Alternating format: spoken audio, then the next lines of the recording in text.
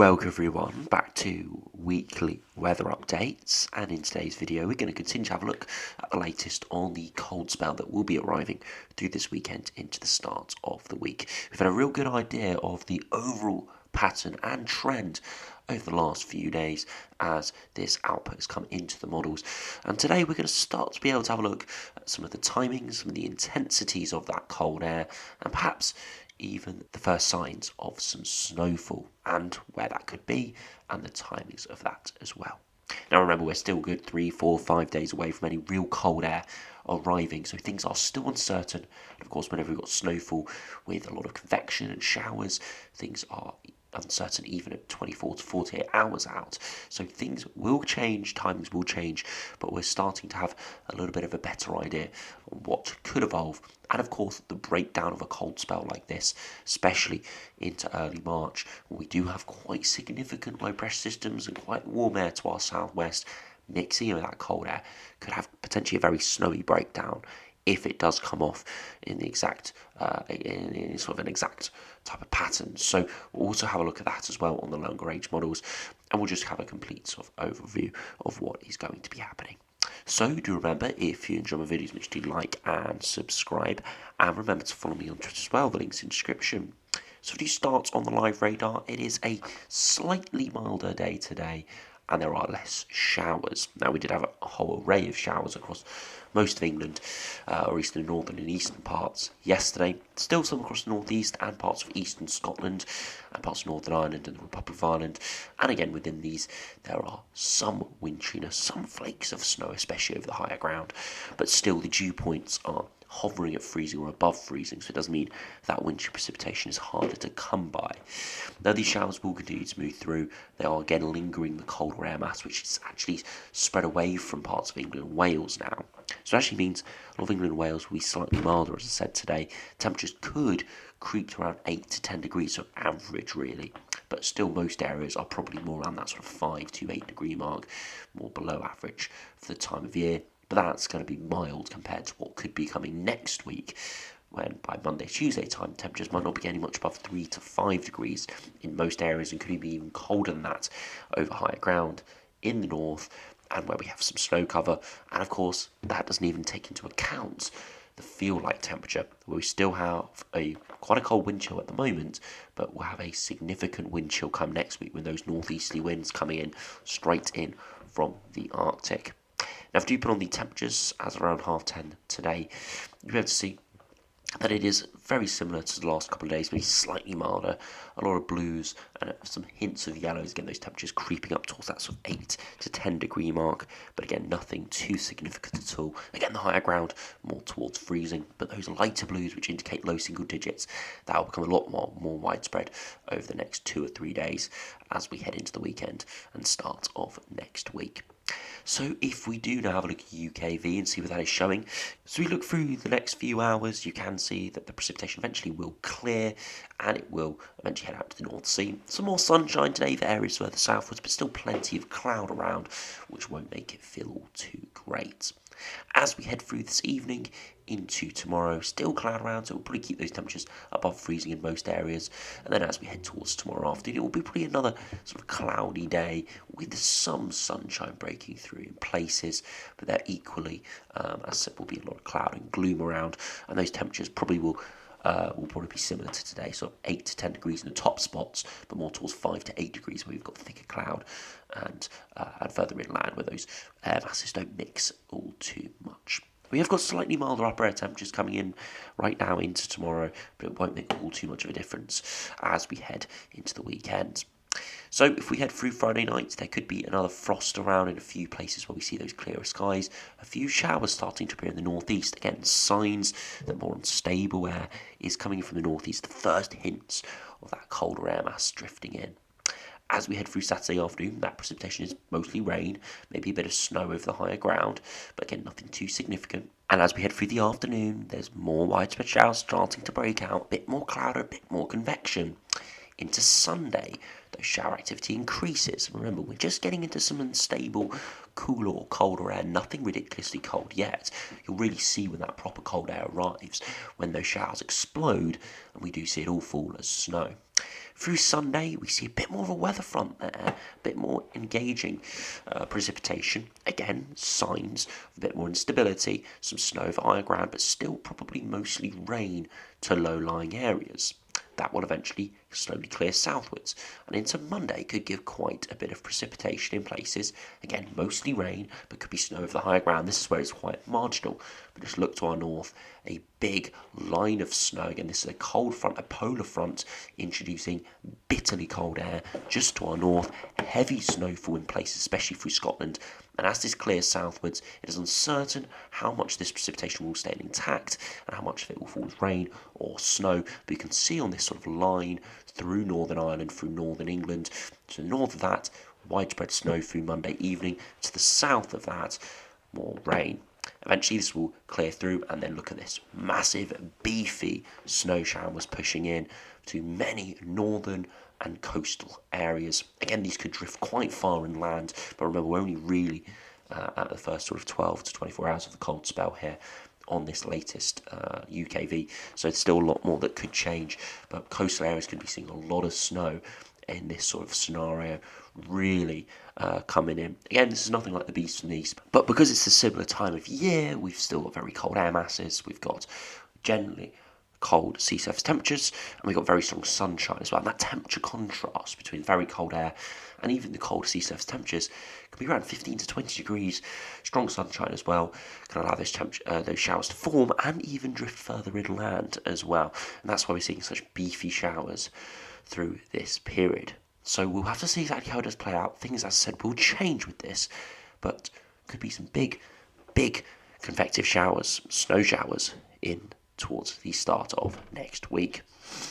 Now, if we do look at the upper air temperatures, you can see why we've got those big beefy showers. Look at that, the upper air temperatures, -8 to potentially as cold as -12. Bitterly cold air masses. Again, a good few degrees warmer than the beast from the east. But again, similar severely cold Arctic air mass over the generally warm surface temperatures, with the sunshine and sea surface temperatures around sort of 7 or 8 degrees this time of year is going to mean big beefy showers, as we saw. Now, if you put on the 2 meter temperatures, we'll see how those do evolve, because it will be turning very cold next week, regardless of the time of year. Of course, early March, with very strong sunshine, you will see those temperatures get probably above freezing in the day, simply because of the warm sunshine. But it will still feel pretty bitterly cold out there. So you can see through this afternoon, temperatures, as I said, 8 to 10 degrees in the top spots, but a lot cooler elsewhere. And in tonight, you could see a frost in places, but again, that will be very much dependent on clearer skies. As we head through tomorrow afternoon, again, maybe 6 to 8 degrees, maybe 9 degrees or 10 degrees in a few isolated spots, but again, relatively cool or average to below average day. As we head into Saturday, again, a frost in places, and then as we head through Saturday afternoon, again, 6 to 8 degrees, slightly cooler, feeling cold, and that colder area is coming in from the north through early hours of Sunday, a frost in places, and you can see through Sunday afternoon again, cooler, 5 to 7 degrees, and widely a good few degrees below average. And then slowly into Monday, more widespread frost in the north, and then towards Monday afternoon, many areas not getting much above 3 to 5 degrees, maybe 8 or 9 in the far southwest, but look at Scotland, widely below freezing, and then overnight is the early hours of Tuesday, look at that. Bitterly cold in the north, widely -4 to -6 degrees as those temperatures slowly plummet.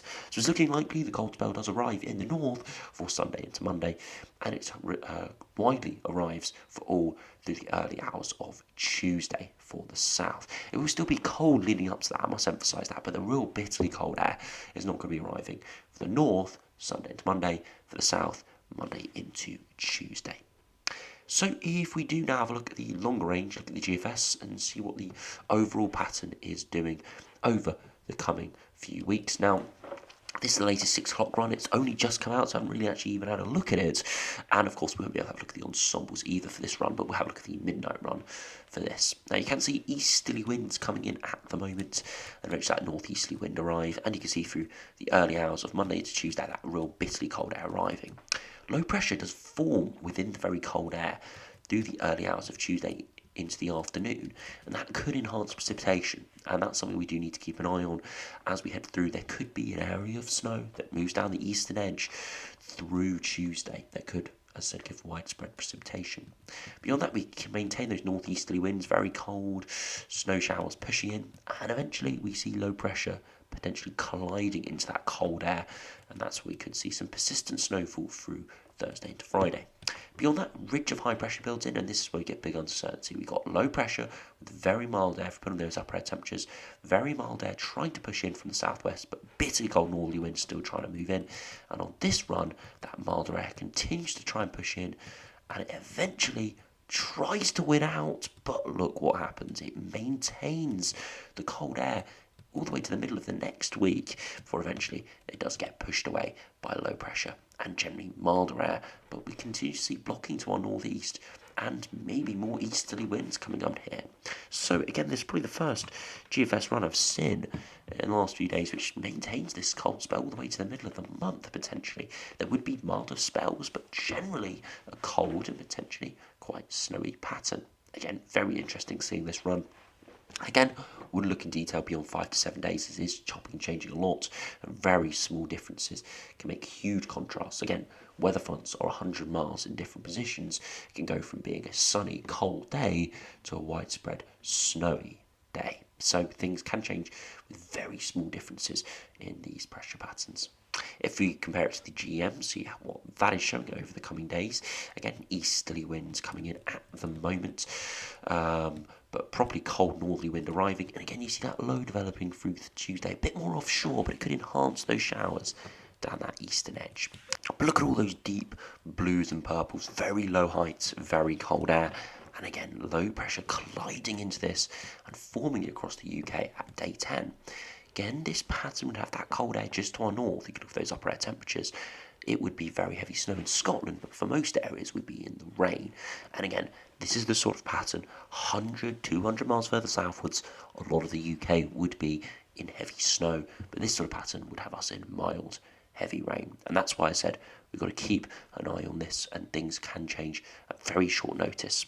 And again, this is all because that cold air just drifts slightly far to our north, and that block towards Greenland does move slightly further westwards, a bit faster than the GFS showed.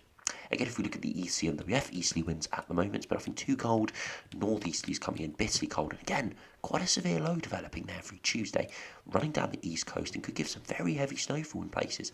You're in the East Midlands, northeast England, East Anglia, or the southeast. Really got to keep an eye on this area, as this could give some very heavy snowfall, especially down eastern counties. It could enhance shower activity as well. Beyond that, low pressure tries to slide into the cold air towards the end of next week, and it does it. And you can look at the upper air temperatures, and you can see we stay in the cold air through northern England into Scotland, and that's where we continue to see snow. Areas further southwards, probably a bit more rain, and again, very subtle differences could change the outcome here, but that would produce a big snowfall event in places, and eventually here again on the cusp of very mild air, but still in the very cold air. And I wonder if at that dividing line there would be very heavy snowfall.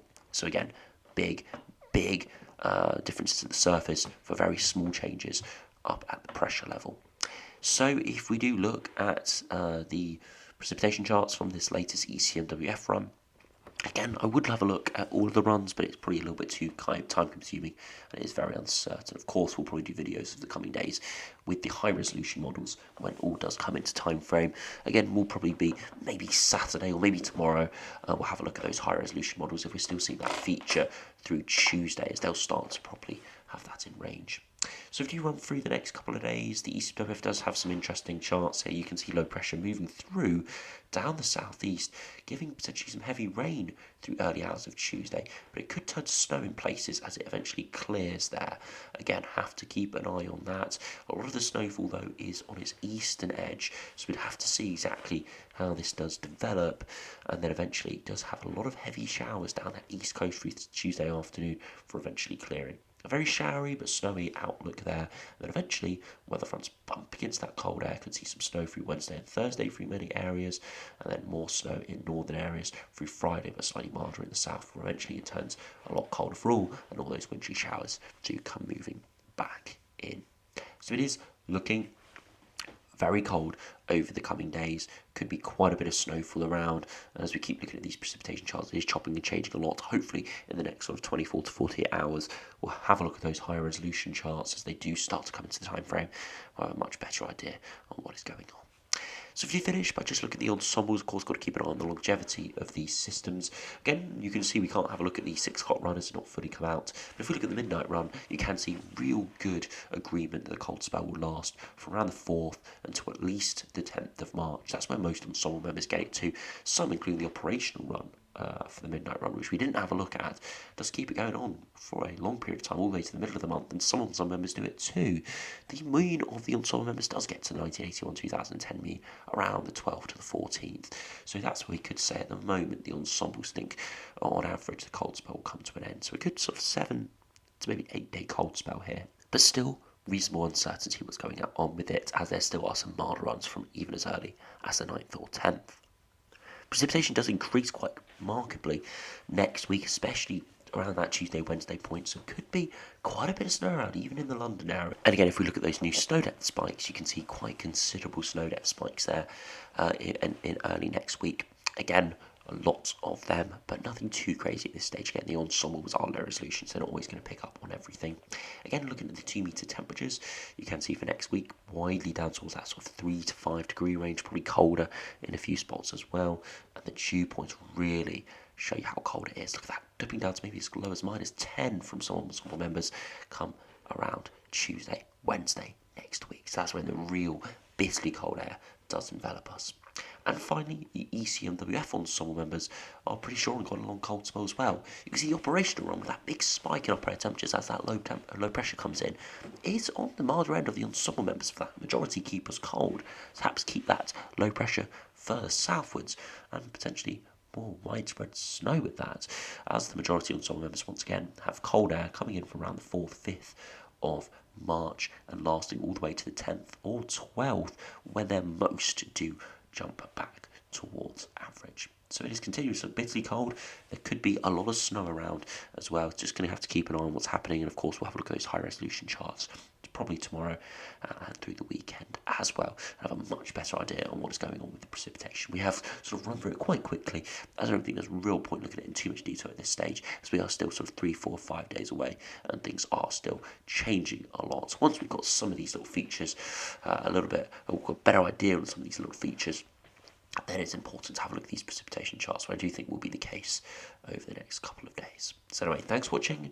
Make sure you do cherish these slightly milder days that we've got at the moment, as it is going to be turning very cold next week, and not only the temperature is going to be bitterly cold and there will be some winteriness around, the wind chill will make it feel like it's well below freezing pretty much everywhere. So do make sure you get your coats, your hats and gloves out ready for next week. It is going to be really quite cold, and of course I do think there will be some Met Office warnings issued. I do think there'll be widespread yellow warnings issued, and there could even be some amber warnings issued as well in places if we do see some of that precipitation really pep up.